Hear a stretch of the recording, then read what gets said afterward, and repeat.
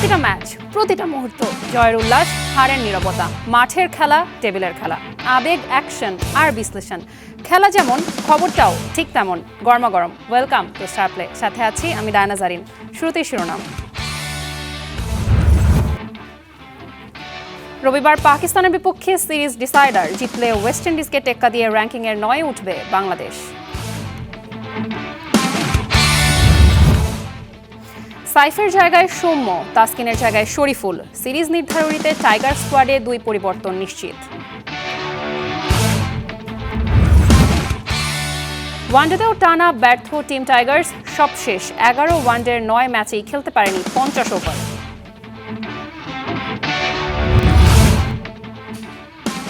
গবেষণা করে মোস্তাফিজকে দলে নিয়েছে বার্মিংহাম, কাজ করেছে সাবেক ওস্তাদ শেন বন্ড কানেকশন।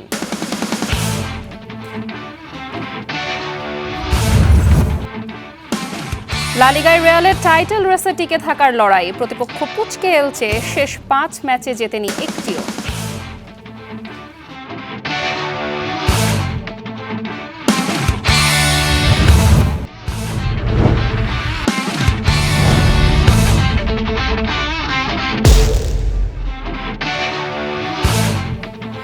দ্বিতীয় ওয়ানডেতে সালমান আগার রান আউট নিয়ে তোলপাড় গোটা ক্রিকেট দুনিয়া। সমালোচনায় চিরে চ্যাপ্টে টাইগার ক্যাপ্টেন মেহেদী মিরাজ। 3 ম্যাচ সিরিজে এখন 1-1 সমতা। দ্বিতীয় ওয়ানডেতে ভয়াবহ ব্যাটিং ব্যর্থতার পর সিরিজ ডিসাইডারে টাইগার একাদশে আসতে পারে একাধিক পরিবর্তন। ওপেনার সাইফের জায়গায় সৌম্য আর তাসকিনের রিপ্লেসমেন্ট হতে পারেন শরীফুল ইসলাম। মিরপুর হোম অফ ক্রিকেটে তৃতীয় ও শেষ ওয়ানডে শুরু হবে রবিবার দুপুর 2:15টায়।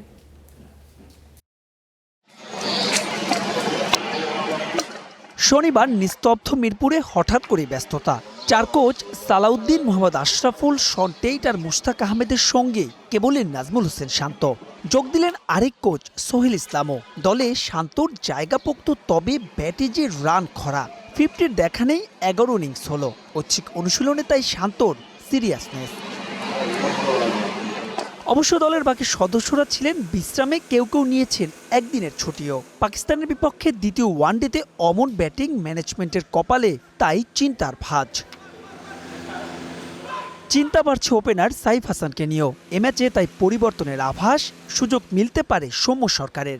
ওয়ার্কলোড ম্যানেজমেন্টের আড়ালে বাদ পড়তে পারেন তাসকিন। একাদশে শরীফুলের ফেরাটা প্রায় নিশ্চিত। ট্রু উইকেটে মিরাজ যেন খাপ ছাড়া, মোস্তাফিজের সুতোয় তাল কাটছে প্রায়শই।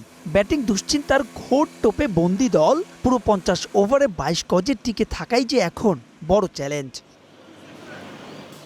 তারপরও অনুপ্রেরণা আছে টাইগারদের। দুদলের সবশেষ 10 সাক্ষাতে জয়ের পাল্লা সমানে সমান।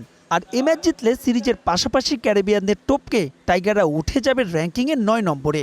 সঙ্গে প্রায় 1 যুগ ধরে পাকিস্তানের বিপক্ষে থাকা হবে এই ফরম্যাটের সিরিজে অপরাজেয়। একই মেরুতে দাঁড়িয়ে শাহিন শাহ আফ্রিদির দলও। জিততেই হবে, জেতা চাই।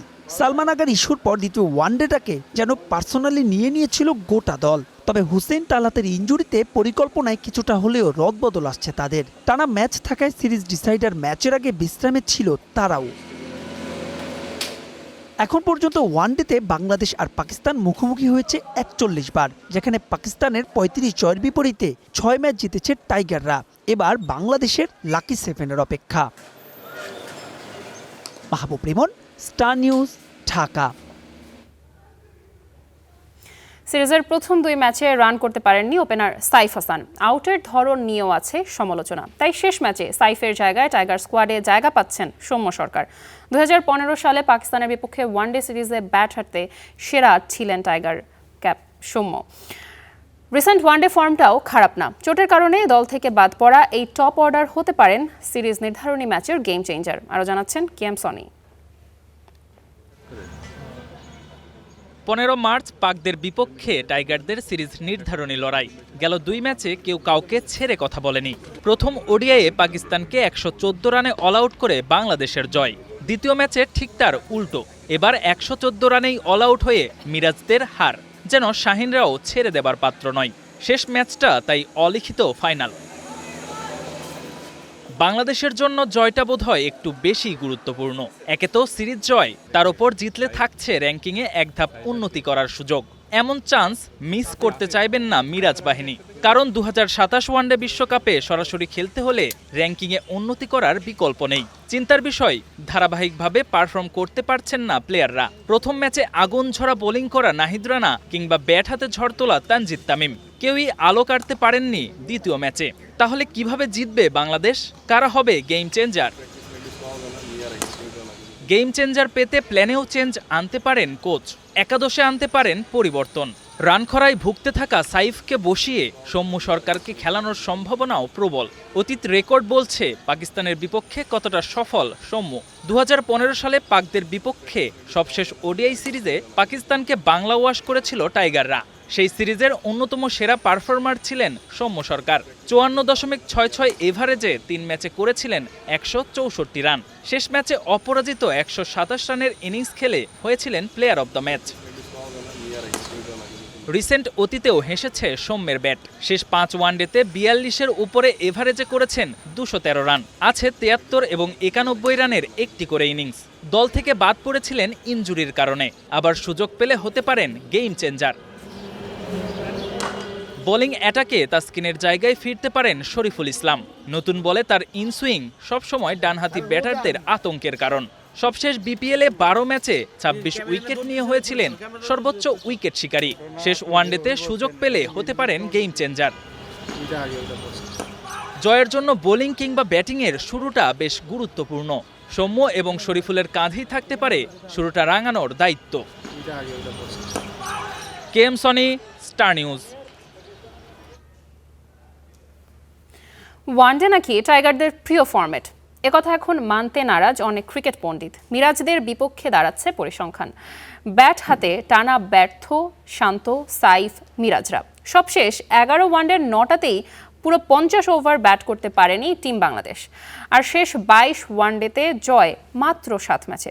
কেন ফেল মারছে টাইগার ব্যাটাররা? উত্তর খোঁজার চেষ্টা করেছেন তহিদুল ইসলাম।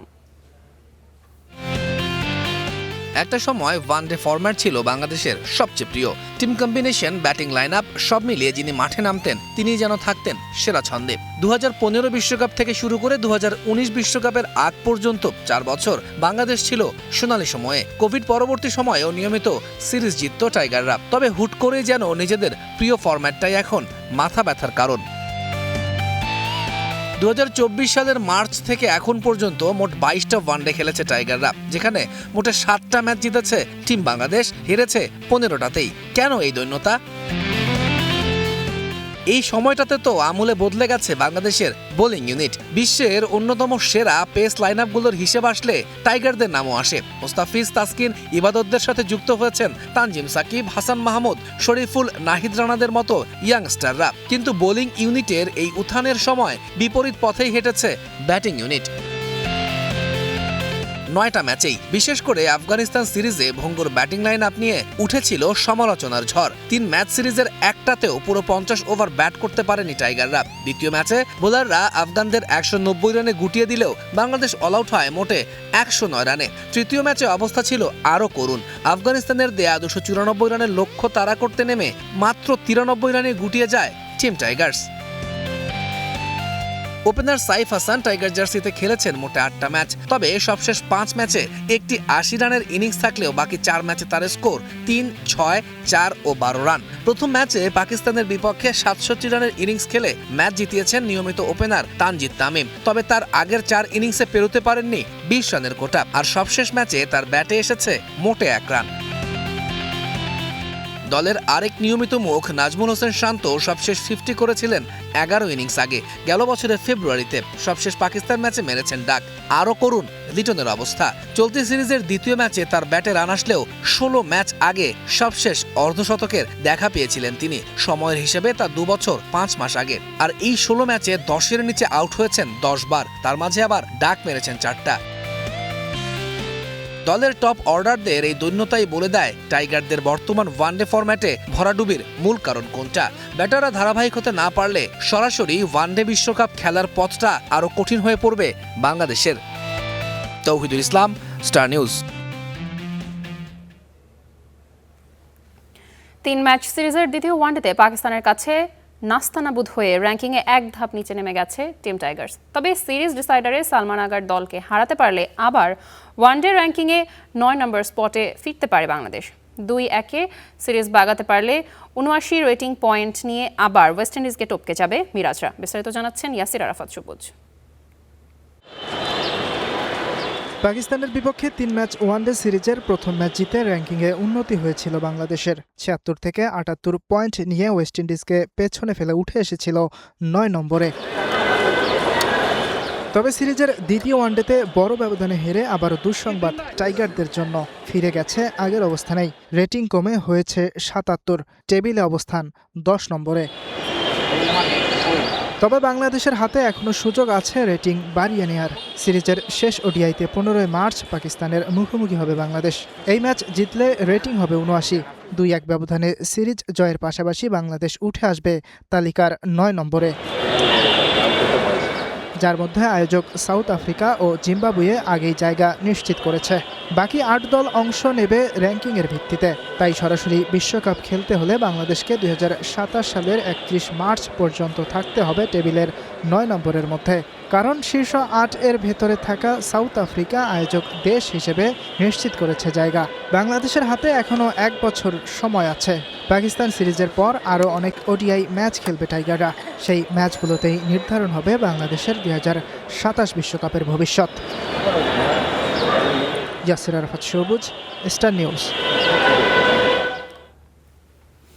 মোস্তাফিজই প্রথম টাইগার ক্রিকেটার যিনি খেলবেন ইংল্যান্ডের ঘরোয়া টুর্নামেন্ট দ্য 100। নিলাম থেকে ফিজকে কিনে নিয়েছে বার্মিংহাম ফিনিক্স। দ্য 100-এর চূড়ান্ত নিলাম তালিকায় থাকা 2 টাইগারের আরেকজন রিশাদ হোসেন দল পাননি। এখন প্রশ্ন হচ্ছে, কেন মোস্তাফিজকে দলে নিয়েছে বার্মিংহাম? সেই সমীকরণের হিসাব টানছেন রেদওয়ান শাওন। সাকিব আল হাসানের পর লাল সবুজের ক্রিকেটে সবচেয়ে বড় সুপারস্টার মোস্তাফিজুর রহমান, প্রথম বাংলাদেশি যার নাম উঠেছে ইংল্যান্ডের ঘরোয়া টুর্নামেন্ট দ্য 100-এ। বিশ্বজুড়ে বাংলাদেশ ক্রিকেটের এই ফেরিওয়ালা যেখানেই পা রেখেছেন নিজের নামটা এঁকেছেন স্বর্ণাক্ষরে। আইপিএল, পিএসএল সহ বিশ্বের নানা লিগে লাল সবুজের ঝান্ডা উড়িয়েছেন সগৌরবে। সবশেষ কলকাতা নাইট রাইডার্সে 9 কোটি 20 লাখ রুপিতে নাম লেখালেও ভারতের রাজনীতিতে খেলা হচ্ছে না আইপিএলে। অবশ্য বিপদে ফিজের বন্ধু হয়ে পাশে দাঁড়িয়েছে পাকিস্তান। দেশটির একমাত্র ফ্র্যাঞ্চাইজি লিগ পিএসএলে 6 কোটি 44 লাখ রুপিতে তাকে দলে ফেরায় লাহোর কালান্দার্স। তবে ইংল্যান্ডের দ্য 100-এ ফিজের নাম দেখে অনেকের মনেই প্রশ্ন উঠেছে, কিভাবে ইংল্যান্ডে পাড়ি জমালেন সাতক্ষীরার মুস্তাফিজুর রহমান? এর পেছনেও রয়েছে আইপিএলের অবদান। 2018 সালে মুম্বাই ইন্ডিয়ান্সে খেলার সময় সেখানে বোলিং কোচের ভূমিকায় থাকা শেন বন্ডের সাথে সখ্যতা গড়ে তোলেন ফিজ। সেই বন্ডেই আসন্ন 100-এ দায়িত্ব পেয়েছেন বার্মিংহাম ফিনিক্সের প্রধান কোচের। ESPN ক্রিক ইনফোকে দেয়া এক সাক্ষাৎকারে যা স্বীকার করেছেন শেন বন্ড। আমি মুম্বাইয়ে মুস্তাফিজের সঙ্গে আগে কাজ করেছি। আমাদের একটা সম্পর্ক আছে। ও গেম চেঞ্জিং বোলার। মুস্তাফিজ অনন্য এবং সে যে অফ স্পিনটা করে আমার মনে হয় ওর গতির পরিবর্তন খেলায় অনেক বড় প্রভাব ফেলবে। মুস্তাফিজ এক্ষেত্রে বিশ্বের অন্যতম সেরা। আগামী 21 জুলাই শুরু হবে দ্য 100-এর পঞ্চম আসর। বার্মিংহাম দলে মোস্তাফিজের সঙ্গী হবে ইংল্যান্ডের জ্যাকব ব্যাথল, রেহান আহমেদ, ইথান ব্রুকসের মতো বিশ্ব তারকারা। Redwan Shaon, star news. শেষের পথে এবারের বইমেলা। সংখ্যায় হাতে গোনা হলেও প্রায় প্রতি বছরই মেলায় আসে নিত্য নতুন ক্রীড়া বিষয়ক বই। তবে এবারের বাস্তবতা একেবারেই ভিন্ন। খেলাধুলা নিয়ে নেই কোনো নতুন গ্রন্থ। তাতেই হতাশ মেলায় ঘুরতে আসা ক্রীড়াপ্রেমী পাঠক আর প্রকাশকরা। ক্রীড়া লেখকরাও জানাচ্ছেন কঠিন বাস্তবতার কথা। অমর 21-এ বইমেলা ঘুরে এসে বাকিটা জানাচ্ছেন তানজিম ঐশী। বই লাগবে? বই, ছড়া, কবিতা, গল্প, উপন্যাস, প্রবন্ধ, রহস্য কিংবা আত্মজীবনীমূলক। অমর 21-এ বইমেলায় কত শত বই। তবে যেসব বইয়ের সন্ধানে আমরা তার দেখা কই। মেলায় নিত্য নতুন বইয়ের ভিড়ে ক্রীড়া বিষয়ক নতুন কি বই এলো খুঁজে বের করার চেষ্টা। তবে বাংলা একাডেমির তথ্য কেন্দ্রও দিতে পারল না নতুন মলাটে খেলাধুলার নতুন বইয়ের সন্ধান। ধুলো জমা পুরনো মলাটে অনেক খুঁজে অবশেষে পাওয়া গেল ক্রীড়া বিষয়ক বই। তবে নতুন নয়, পুরনো বই ঘুরে ফিরে। যদিও এসব বই নিয়ে মেলায় ঘুরতে আসা দর্শনার্থীদের আগ্রহ কম, তবুও হাতে গোনা যে কয়জন খেলাধুলার বই খুঁজছেন তারাও হতাশ হচ্ছেন। বেশ কয়েকটা নামে দামি আমরা হচ্ছে কি পাবলিকেশনের মধ্যে স্টলের মধ্যে গেলাম, কিন্তু স্পোর্টসের বই তেমন চোখে পড়ে নাই। ভবিষ্যতে চাই যাতে বইমেলাটা আপনার খেলাধুলা সম্পর্কে জিনিসগুলো আসুক।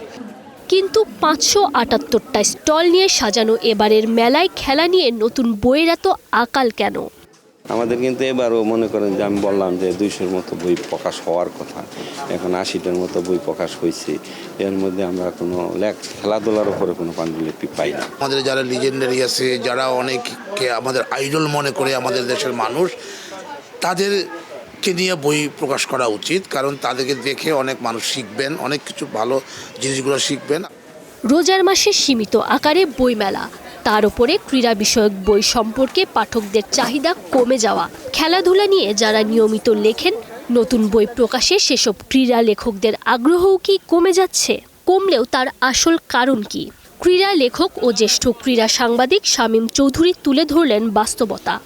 80 দশকের শেষ দিক থেকে কিন্তু ক্রীড়া বিষয়ক বইমেলা আসা শুরু করছে, কিন্তু খেলাধুলার বইয়ের জন্য নির্দিষ্ট কোনো স্টল নেই, যার জন্য যারা পাঠক যারা বই কিনতে যায় বই মেলায়, তারা কিন্তু এই একটা বিভ্রান্তিতে পড়ে, আসলে কার বই ছাপা হচ্ছে, কোথায় যাচ্ছে, এগুলো জানে না। মেলার শেষ বেলায় এসে এবার অন্তত দর্শনার্থীদের সংখ্যা কিছুটা হলেও বেড়েছে। তবে খেলাধুলা নিয়ে নতুন বই না থাকা এবারের মেলাতে কিছুটা হলেও অপূর্ণতা রেখেই যাচ্ছে। খেলাধুলার প্রতি এদেশের মানুষের আগ্রহ বরাবরই বেশি, তবে খেলাধুলার বই পড়ার প্রতি আগ্রহ যেন কিছুটা কম। তবুও প্রতি বছর অমর 21শে বইমেলা এলে কিছু না কিছু ক্রীড়া বিষয়ক বই প্রকাশ পায়, তবে এবার নানা বাস্তবতায় সেটা হয়নি। আর সে কারণেই কিন্তু প্রকাশকরা হতাশা প্রকাশ করেছেন। তবে তাদের আশা, ভালো ভালো বই যদি প্রকাশ পায়, লেখকরা যদি ভালো ভালো বই দেন, তবে এখানকার পাঠকরাও কিন্তু বই পড়ার প্রতি আগ্রহ পাবে, বিশেষ করে খেলাধুলার বইগুলোর প্রতি। অমর 21শে বইমেলা থেকে তানজিম ঐশী, স্টার নিউজ, ঢাকা। মারা গেছেন রাষ্ট্রীয় পুরস্কারপ্রাপ্ত সাবেক অ্যাথলেট শামীমা সাত্তার মিমো। ইন্নালিল্লাহি ওয়া ইন্না ইলাইহি রাজিউন। বিষয়টি তার পুত্র শাহরিয়ার শরীফ নিশ্চিত করেছেন। জানা যায়, দীর্ঘদিন যাবৎ ভার্টিকা ও হৃদরোগজনিত সমস্যায় ভুগছিলেন তিনি। বাংলাদেশ অ্যাথলেটিক্স ফেডারেশনের সাবেক কার্যনির্বাহী কমিটির সদস্য হিসেবে দীর্ঘদিন দায়িত্ব পালন করেছেন। এছাড়াও তিনি প্রশিক্ষক ও বিচারক হিসেবে বিভিন্ন জাতীয় ও আন্তর্জাতিক অ্যাথলেটিক্স প্রতিযোগিতা ও কর্মসূচিতে গুরুত্বপূর্ণ দায়িত্ব পালন করেন। বাংলাদেশের ক্রীড়াঙ্গনে, বিশেষ করে অ্যাথলেটিক্সের উন্নয়নে তার অবদান চিরস্মরণীয় হয়ে থাকবে।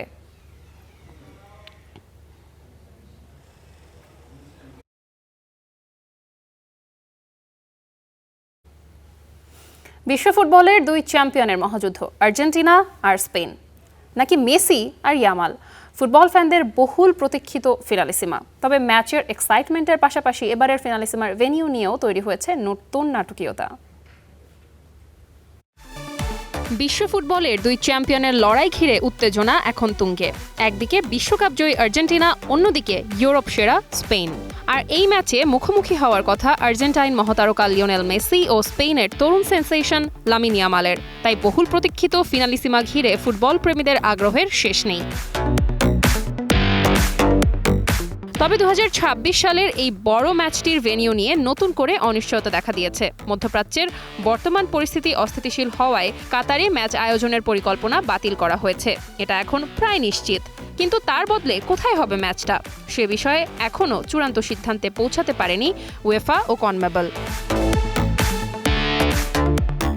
প্রথম দিকে ইউরোপের বিভিন্ন সংবাদ মাধ্যমে খবর ছড়িয়েছিল যে সান্তিয়াগো বার্নাবিউ স্টেডিয়ামে আয়োজন করা হতে পারে, কিন্তু আর্জেন্টিনা ফুটবল অ্যাসোসিয়েশন সেই সম্ভাবনাকে এক প্রকার নাকচ করে দিয়েছে। তাদের পক্ষ থেকে জানানো হয়েছে, ভেন্যু নিয়ে এখনও কোনো সিদ্ধান্ত হয়নি। আর্জেন্টাইন সাংবাদিক এস্তেবান এদুলের তথ্য অনুযায়ী, স্পেনে ম্যাচ আয়োজনে আপত্তি জানিয়েছে সাউথ আমেরিকার ফুটবল নিয়ন্ত্রক সংস্থা কনমেবল। তাদের মতে, স্পেনে ম্যাচ হলে আর্জেন্টিনাকে প্রতিপক্ষের মাঠে খেলতে হবে, যা মানতে তারা রাজি নয়। এএফএ সভাপতি ক্লদিও তাপিয়াও নিজের পছন্দের ভেন্যুর কথা স্পষ্টভাবে জানিয়েছেন। টিওয়াইসি স্পোর্টসকে দেওয়া সাক্ষাৎকারে তিনি বলেন, স্পেন চাইছে তাদের দেশে ম্যাচটি হোক, কিন্তু তার ইচ্ছা ম্যাচটি আয়োজন করা হোক বুয়েন্স আইরেসের ঐতিহ্যবাহী স্তাদিও মনুমেন্টাল স্টেডিয়ামে। এই টানাপোড়েনের মধ্যে আয়োজকদের সামনে 3টি বিকল্প রয়েছে। প্রথমত, কনমেবল রাজি হলে স্পেনই ম্যাচ আয়োজন করা যেতে পারে, যদিও বর্তমান পরিস্থিতিতে বলা চলে এমনটা সম্ভব না। দ্বিতীয়ত, ইউরোপের কোনো নিরপেক্ষ মাঠে খেলার আয়োজন করা। এই মুহূর্তে এটিকেই সবচেয়ে বাস্তবসম্মত সমাধান হিসেবে ভাবা হচ্ছে। সম্ভাব্য ভেনিউ হিসেবে লিসবন, লন্ডন ও রোমের নাম আলোচনায় রয়েছে। 27 মার্চ এসব শহরের স্টেডিয়াম খালি থাকায় সেখানে ম্যাচ আয়োজন করা যেতেই পারে। আর তৃতীয় বিকল্প হিসেবে ম্যাচের তারিখ আবার পিছিয়ে দেওয়া। তবে ব্যস্ত আন্তর্জাতিক সূচির কারণে উয়েফা ও কনমেবল দুই সংস্থাই নতুন করে তারিখ বদলাতে খুব একটা আগ্রহী নয়। ফিনালিসিমার এই ম্যাচটা 2025 সালে আয়োজনের পরিকল্পনা ছিল, কিন্তু আন্তর্জাতিক সূচির কারণে সেটি পিছিয়ে 2026 সালে নেওয়া হয়। এর আগেই রয়্যাল স্প্যানিশ ফুটবল ফেডারেশনের সভাপতি রাফায়েল লোজান জানিয়ে দিয়েছেন কাতারে এই ফিনালিসিমা অনুষ্ঠিত হচ্ছে না। Diana Zarin, star news. পচা সম্মুখে পা কাটলেই টাইটেল রেসে অনেকটাই পেছনে পড়ে যাবে রিয়াল মাদ্রিদ। তাই পয়েন্ট টেবিলের 17 নম্বরে থাকা এলচেকে মোটেও হালকাভাবে নিচ্ছে না লস ব্লাঙ্কোস। 27 ম্যাচে লিডার বার্সেলোনার চেয়ে 4 পয়েন্ট পিছিয়ে রিয়াল। রাত 1টায় সান্তিয়াগো বার্নাবিউতে ম্যাচ। রাতে ইংলিশ প্রিমিয়ার লিগেও আছে একাধিক হাই ভোল্টেজ ম্যাচ। চ্যাম্পিয়ন্স লিগে সান্তিয়াগো বার্নাবিউতে ম্যানচেস্টার সিটিকে 3-0 গোলে বিধ্বস্ত করেছে রিয়াল মাদ্রিদ। দ্বিতীয় লেগে ইতিহাদের উদ্দেশ্যে উড়াল দেওয়ার আগে এবার চিরশত্রু বার্সেলোনার ঘাড়ে নিঃশ্বাস ফেলার মিশনে লস ব্লাঙ্কোস। নিজেদের মাঠে এলচের বিপক্ষে মাঠে নামবে রিয়াল, যেখানে চলতি মৌসুমেই 2বার ধরা খেয়েছে মাদ্রিদের ক্লাবটি। চ্যাম্পিয়ন্স লিগে উঠতে থাকা রিয়ালের লা লিগায় অবস্থানটা সুবিধার নয়। সমান 27 ম্যাচে লিগ টপার বার্সেলোনার থেকে 4 পয়েন্ট পিছিয়ে তারা। তাই টেবিলের 17 নম্বরে থাকা এলচের বিপক্ষে জয় না পেলেই পড়তে হবে মহাবিপদে। এই ম্যাচেও আলভারো আরবেলোয়া পাচ্ছেন না কিলিয়ান এমবাপ্পেকে। চলতি মৌসুমে সর্বোচ্চ 38 গোল করা এই ফ্রেঞ্চ সুপারস্টারের অনুপস্থিতি নিশ্চিতভাবেই রিয়ালের কপালে চিন্তার ভাঁজ ফেলবে। এমবাপ্পে প্রতিদিন সুস্থ হয়ে উঠছেন, তবে আগামীকালের জন্য প্রস্তুত নন। আমি চাই সে যেন ম্যানচেস্টার সফরের জন্য প্রস্তুত হয়ে ওঠে। আমরা দেখব পরিস্থিতি কি দাঁড়ায়। আমরা রোববার সিদ্ধান্ত নেব। আশা করি সে খেলতে পারবে। এদিকে ইংলিশ প্রিমিয়ার লিগে টাইটেল রেসে আর্সেনাল বেশ ভালো অবস্থানেই। ম্যানচেস্টার সিটির থেকে এগিয়ে 7 পয়েন্ট। যদিও 1 ম্যাচ বেশি খেলেছে গানাররা। আরও বাড়িয়ে নিতে শনিবার ইপিএলে আর্সেনালের প্রতিপক্ষ এভারটন। একই রাতে মাঠে নামছে টেবিলের 2 নম্বরে থাকা ম্যানচেস্টার সিটি। পেপ গুর্দিওয়ালার দলের প্রতিপক্ষ অবনমনের শঙ্কায় থাকা ওয়েস্ট হ্যাম। এই ম্যাচ হারলে লিগ জয়ের রেস থেকে অনেকটাই পিছিয়ে যাবে সিটিজেনরা। এখন চিন্তা শুধু ওয়েস্ট হ্যামকে নিয়ে। প্রিমিয়ার লিগের সবচেয়ে কঠিন শিরোপা।